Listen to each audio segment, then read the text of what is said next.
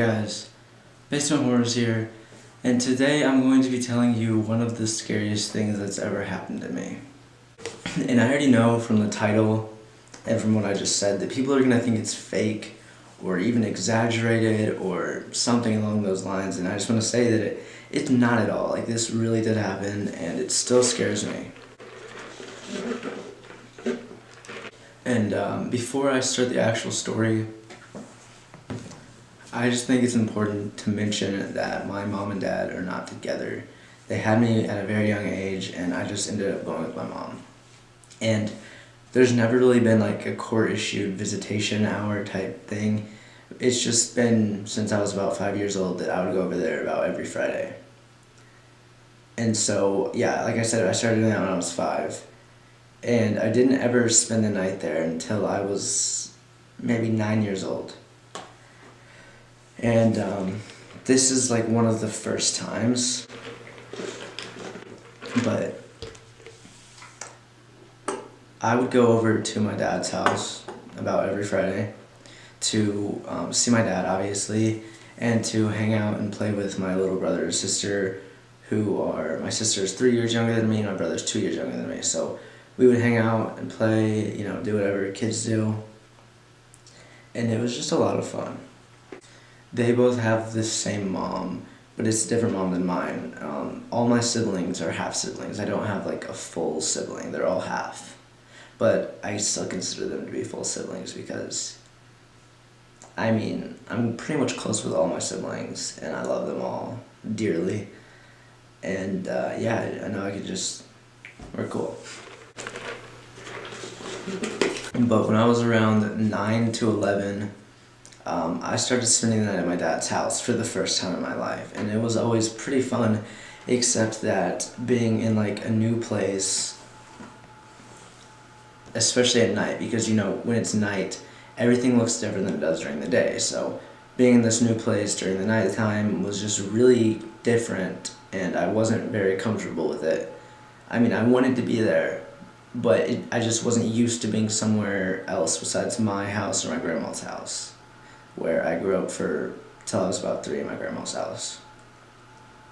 But when I was at my dad's house spending the night, I barely ever slept. And to be honest, to this day, I barely ever sleep.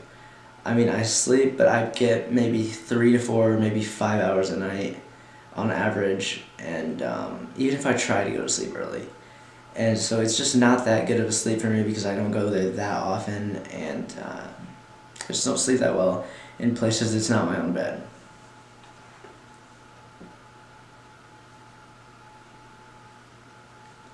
I would usually just stay up on the couch and watch Disney Channel. Actually, some pretty good memories with that. I even went on demand before and just watched dancing tutorials for hours. At 3 a.m. my dad came out and saw me doing dance moves to the TV. I don't know, I'm weird. So one particular Friday, it was probably late fall. I was 9 or 11. I was like 10 or 11. And I went over to my dad's house on Friday, and my sister wasn't there. She was either at her mom's or she was at a friend's house. So it was me and my brother, my dad, and my dad's friend. And I got there, we got McDonald's, we ate at McDonald's, we watched some TV for a while. We decided to go out in the backyard and start a bonfire and make s'mores and just have fun. And we ended up wanting to play hide and seek out there.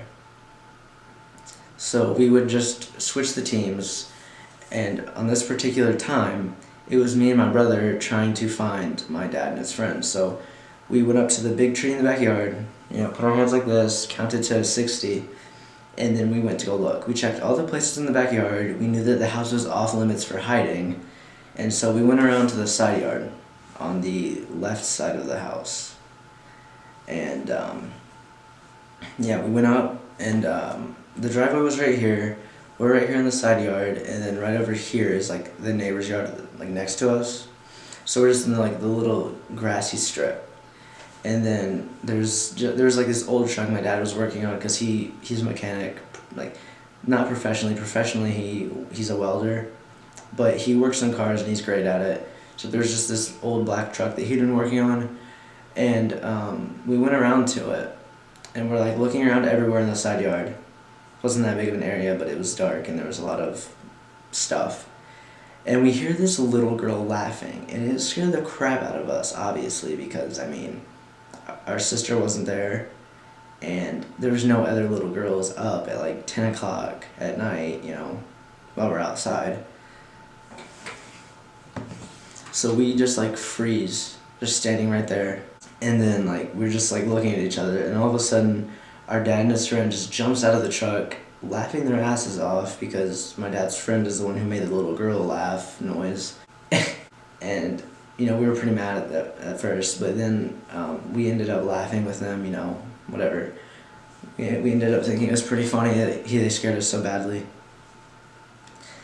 And then my dad asks us if we want to take a break and maybe like make another s'more. And so we said yeah. And so my dad and his friend head to the backyard, and then my brother starts following, and then I follow him. But as I'm turning around to go back towards the backyard, I see this flash at my peripheral. And so I turn around because even now, but I've always been like very, very anxious and worrisome, and so like I'm always on very high alert, especially when I'm in the middle of the city. Like this wasn't the middle of the city, this was like just a neighborhood in the city off of one of the most main roads in the city.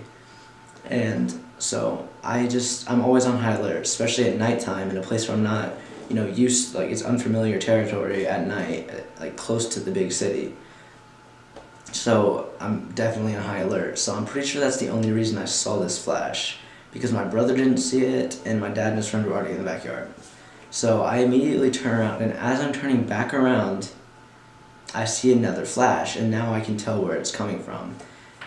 Now, like I said, when I go out to the side yard, we're like in this little grass strip. Now, if you just look straight forward from that, you're looking across the street at their grass strip that belongs to the house across from my dad's house. The flash came from the house over from that, so it's like right across from my dad's house and over one. And that was the house that I saw the flash come from. And like I said, I saw the second flash, I'm turning around, I see it in the window, in the big front window of this house. And as soon as I'm turned around all the way and the flash stops, I see the curtains just be yanked shut. Like the curtains just yanked shut really, really fast. And like, I saw the camera, like I saw the dude standing there like this. I saw the flash, because like the flash already started as I'm turning. I saw the flash, like the end of the flash. And then I saw him pull back and slide the thing shut really fast. And so obviously I freak out, because what is some dude taking pictures of me for? Me and my little brother. And so I run to my dad, I tell him, and at first, knowing me, knowing that I'm always anxious and freaking out, he just thinks that I'm scared and of being outside in the dark, you know? Maybe I saw a cat or something, right? And then I finally convince him. I explained it to him in detail, and he gets mad. And he goes across the street, like an over one, like I said. He goes over there, and no joke, as soon as his foot hits the front porch, all the lights in the house go out. Like, all of them. It literally looks like his foot triggered, like, a power outage at the house. Like, his foot hit the ground, all the lights went out. And he banged on the door for maybe, like, 5 or 10 minutes. They never came to the door. He's, like, yelling at them, asking them why they're taking pictures of his, you know, underage sons. And finally, he just comes back over. Me, my brother, and my dad's friend are just standing in the yard at my dad's house. And he comes over, and he's just like, they won't answer. And so then he calls the cops. And I don't know what he said on the phone, but they sent out an officer, and he came over, he rolled up, asked, because we're all standing like right there in the not in the driveway, we're standing right there in the grass, right by the road. And so he asks us like which house it is and what exactly is going on. My dad goes up to the cop, tells him whatever like he said, because I still don't know, and then points over to the house. And then the cop drives up into the driveway of the house, gets out, knocks on the door, looks in the front window, gets back in his cruiser, pulls that back to us, and just says it looks like no one's home. And I mean, to be fair, he really couldn't have done anything else, because that's all he really could have done, you know? But I just remember at the time, that made me feel so much more scared, that like, the police couldn't do anything, and the police weren't going to do anything. And like I said, now I know he couldn't have done anything because there was no proof that they had taken the picture, any pictures of us. And so I was scared, and we go back inside, we're all staying up. Me and my brother go to the living room to watch TV, my dad and his friend are talking in the kitchen. It's like midnight at this point, and my dad's friend leaves. My dad goes to bed, make sure that all the doors are locked, make sure the blinds are closed all the way so no one could like see us through it. And he says, "Don't stay up too late," and he goes to bed. And then my brother falls asleep at probably 1 a.m. and I could just never fall asleep. And like I said, it's normal for me to not be able to sleep there, but that night I could not sleep like at all. And that was like my first all-nighter, which sucks. You know, your first all-nighter is supposed to be like fun, but that's what mine was. And so the next day I leave at like noon, and I come back the next Friday, and no joke, the house is completely abandoned. Like nobody is there at all. The house is empty. So whatever they were taking pictures of us for, I don't know. But it just scares me to the fact that they moved. And I don't know when they moved because, you know, I wasn't there for a whole week, and I came back the next week and they were just completely gone, like no sign of them at all. It was crazy, and I'm still like freaked out. Like I don't know what their intentions were. Like it could have been, I wouldn't say harmless because it's not harmless, but it could have just been them like a creep, like some kind of pedophile, which I hate saying. But it could have just been like a pedophile taking pictures of us, which is disgusting. But that's like the most minor thing it could have been. It also could have been way worse, like some kind of sex ring or something. I don't even want to think about all the possibilities, but it's so scary to think about because like I'm like 9 or 10 or maybe 11. So my brother is like, you know, 8, 9 or 10. And they just take a picture of us, two young boys. You know, it's just really, really, really weird. And then the fact that they moved a week later, or before a week later, maybe even just a day later. Freaking scary.